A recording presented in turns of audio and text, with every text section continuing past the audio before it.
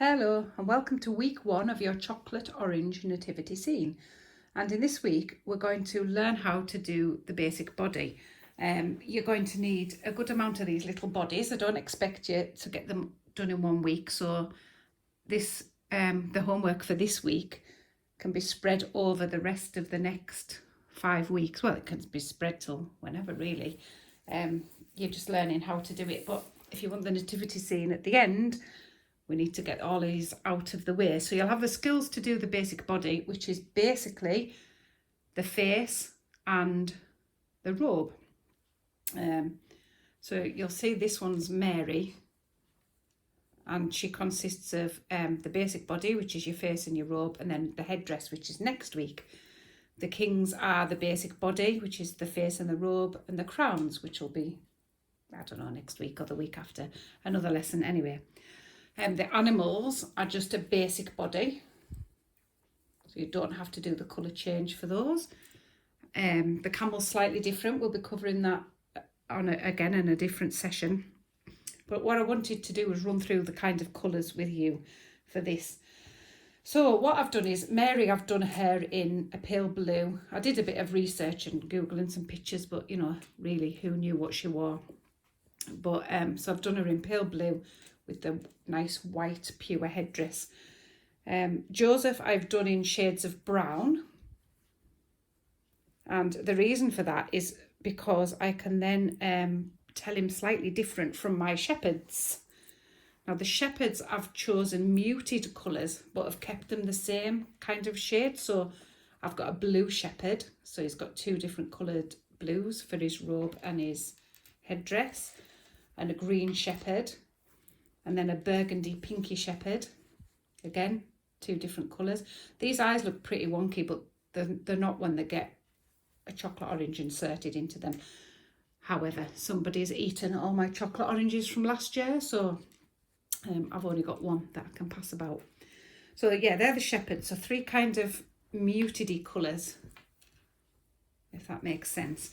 The kings I've done in like rich jewelry colours. So I've got a rich green, a rich purple, and a rich blue.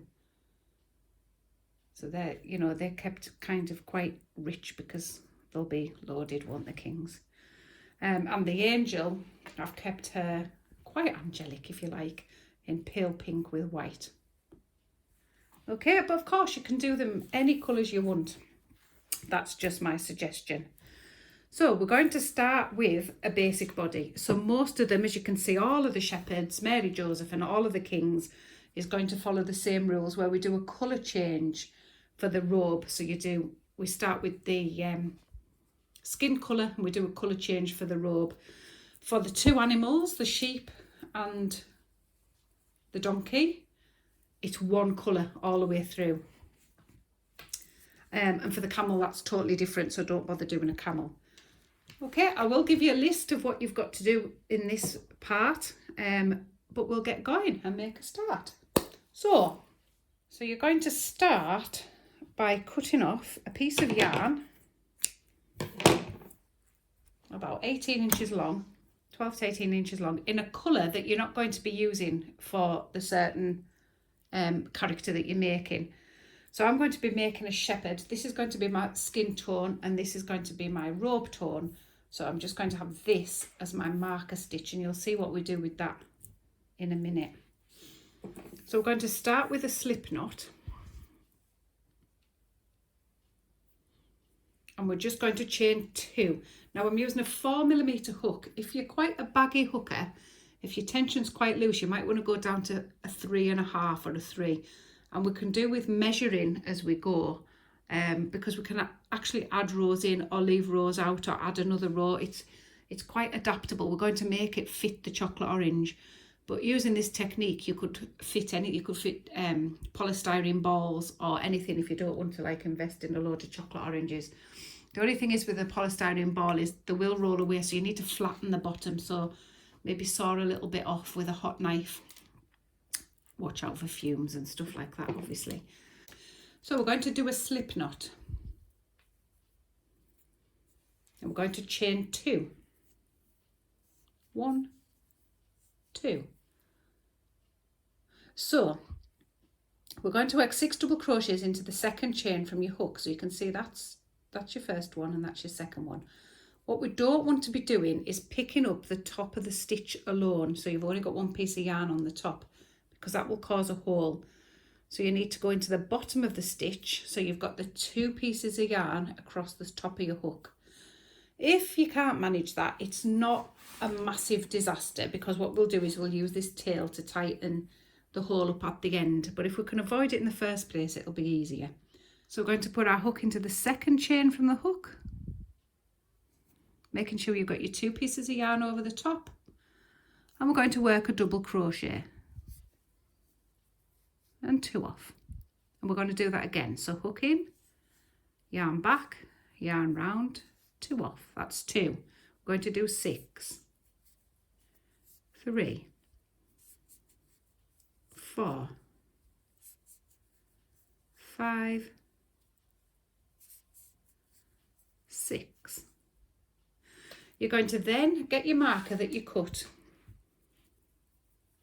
and you're going to trail that marker. You're just going to drag it through. You're going to trail it over your hook and drag it through and fetch it through about halfway, so you've got half on each side like that.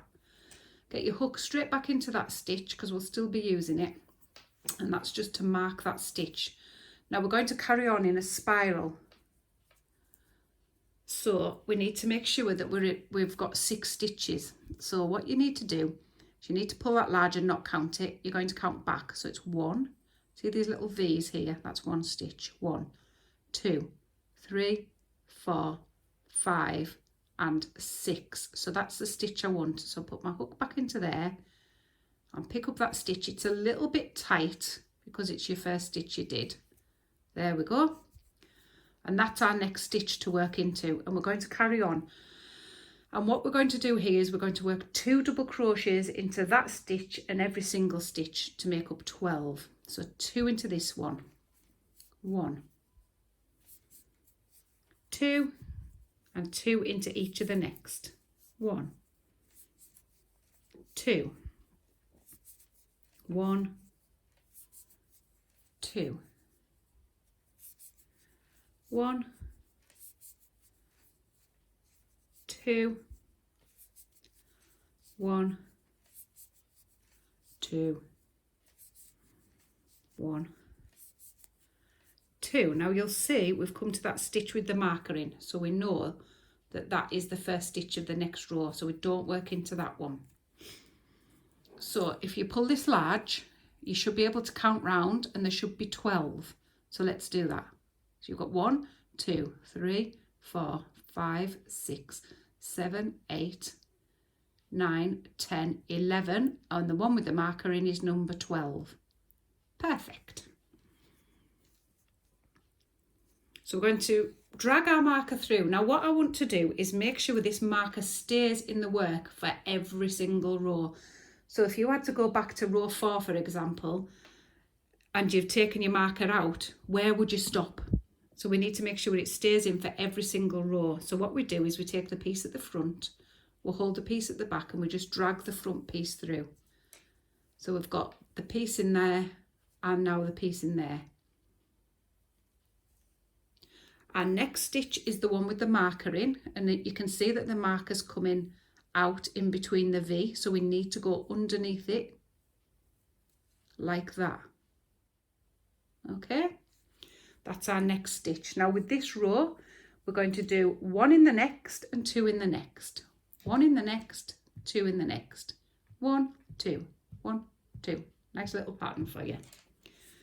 So 1 in the next, 2 in the next. 1 in the next, 2 in the next. 1, 2. 1, oops, 2. 1, 2.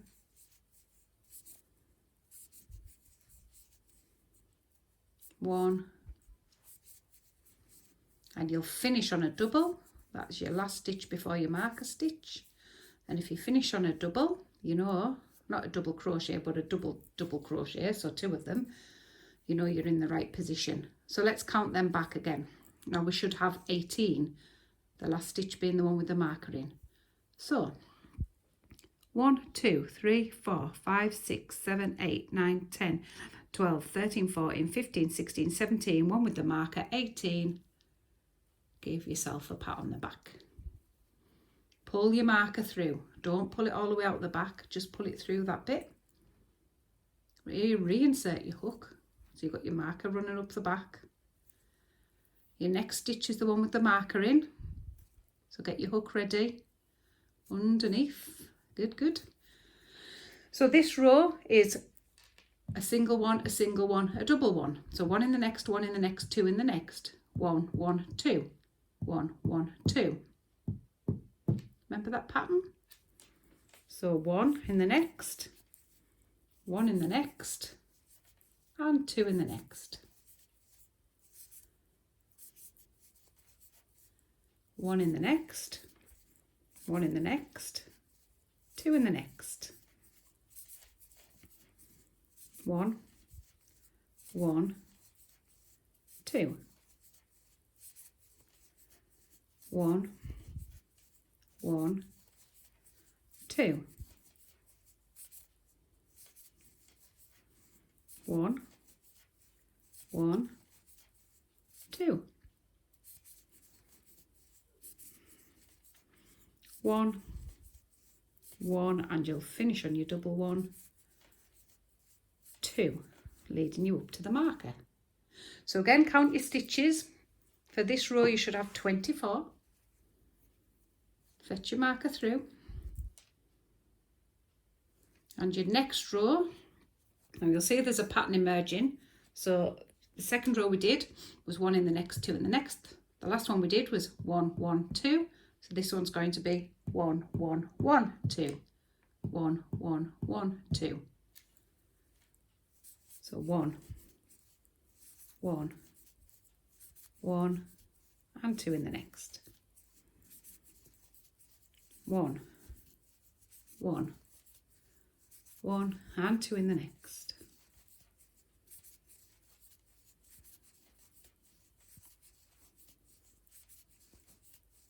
2 in the next. 1, 1, 1, and 2 in the next. All the way around.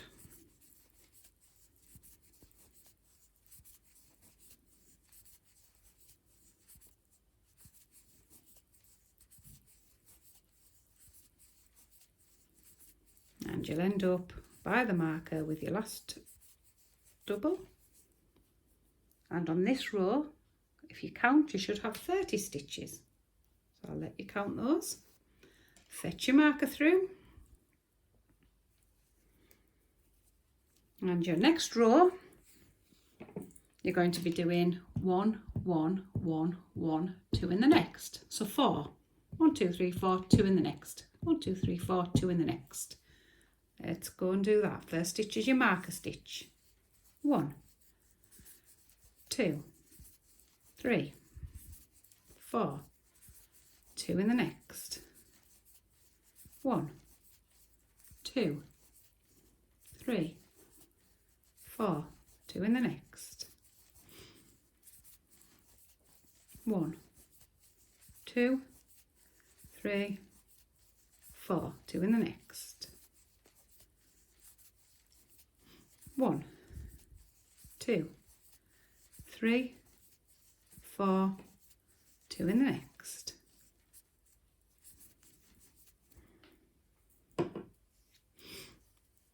Nearly there. 1, 2, 3, 4, 2 in the next. And the last section, 2, 3, 4, and 2 in the last. And your count on this row should be 36. Pull your marker through. So that's the end of our shaping, you'll be pleased to hear. So what I want you to do now is work 6 straight rows. So 1 stitch into every stitch for 6 rows. You need to fetch your marker up every single row. And I would suggest, if you're not confident with getting your stitches in the right place, that every couple of rows you check your stitch count, that you've got your 36, because it matters really. You don't want to be still getting bigger and bigger, unless you're covering a football, and then that's okay. So just 1 stitch into every stitch, 6 rows. Now I'm going to show you how to count your rows. So rather than you like marking it on bits of paper and stuff like that, this is how you count your rows. If you squint your eyes a little bit, it's sometimes easier to see, but can you see this bit in the middle? That's row 1. So if we count up one side of the marker, that's row 1, 2, 3, 4, 5 and 6, which is what we've done, 6 rows. So 1, 2, 3, 4, 5 and 6. And that's how you count your rows. So if you get lost, however many rows you've done, easy stuff. So I won't make you watch me do 6 rows of me putting 1 stitch into every stitch, because that'll be pretty boring. So by the magic of video, I'll come back when I've done it. Here's one I made earlier in a Blue Peter style. So enjoy, see you soon.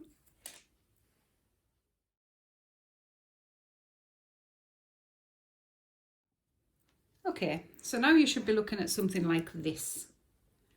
So we'll just check those rows, show you how to count that again. So 1, 2, 3, 4, 5, 6, 7, 8, 9, 10, 11 and 12. And this should just pop over your chocolate orange, just like that. So it should come down to about there. Okay. If it's way too baggy, we needed to lose one of the increase rows. Better to get it right now rather than do 12 that are all kind of a little bit wrong. So better to pull a little bit out now and lose one of those rows. If you find that it's too tight, then we can add one of the increase rows. Message me and I'll tell you how to do that. But in the meantime, if it's working quite well, let me show you the inside and the outside. So you could have been working that way, and you could have been working that way. So if you can see this side, it's really quite hard to count the rows. It's a different texture, and this side is quite easy to count the rows because you've got those rounds. So that's your outside. That's what you want to be on the outer. So we're going to change to the robe colour, and how we do this is really simple. We're going to work into the next stitch as if we're doing a double crochet. Fetch your yarn back. Just caught my marker there, that happens. Fetch your yarn back. Instead of finishing it off with this colour, I'm just going to trail this colour over, leave a tail for sewing in after, and finish it off like that.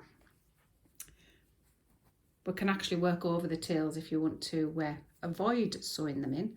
And how we do that is we hold them along the back, and as we crochet over them. So we're going to do another 6 rounds in this colour. So just showing you how to crochet over your tails, save sewing them in. Okay, so another 6 rounds, pulling your marker thread up each round. I'll let you get on with that, come back and we'll do the next bit.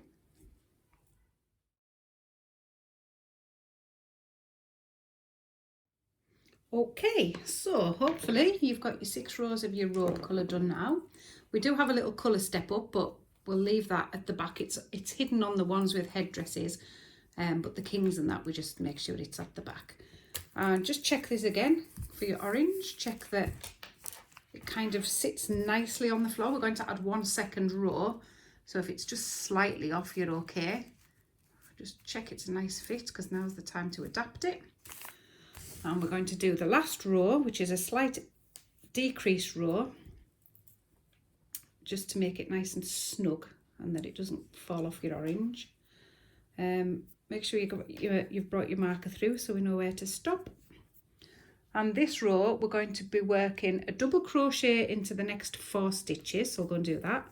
1, 2, 3, 4, and then we're going to do a double crochet 2 together. So your hook goes into your first stitch and draw your yarn back.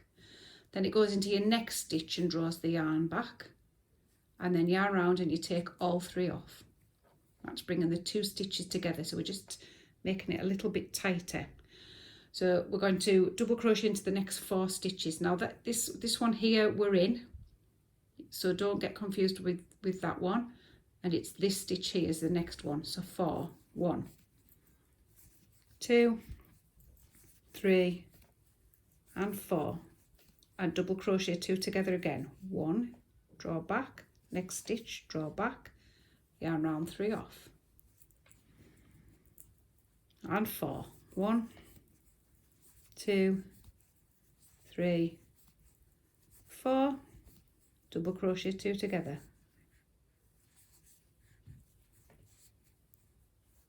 and 4, 1, 2, 3, 4, 2 together,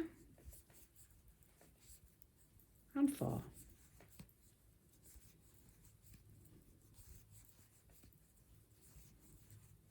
And 2 together.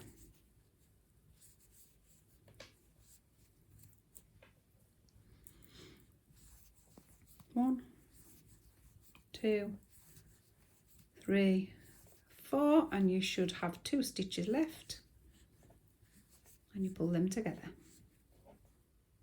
Now we can get rid of the marker now. You should be able just to tug it and it comes out. There we go. Chuck that away. The next stitch is going to be a slip stitch, so just put your hook into that stitch and slip your yarn straight through.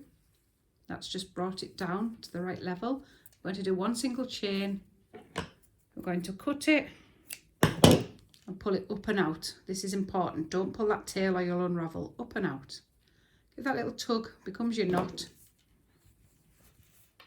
And there's your cover.